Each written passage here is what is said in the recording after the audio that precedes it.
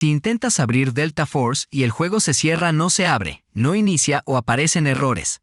Esto puede suceder porque tus controladores no están actualizados o los archivos de Delta Force están dañados o corruptos. Así que en este tutorial te enseñaremos diferentes soluciones para reparar Delta Force.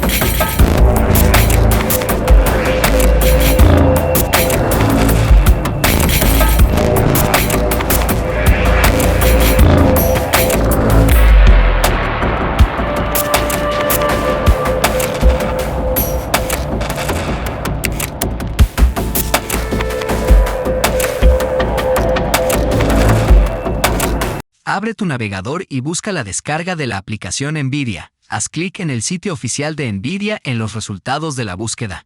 Una vez en el sitio web, haz clic en Descargar para obtener el instalador.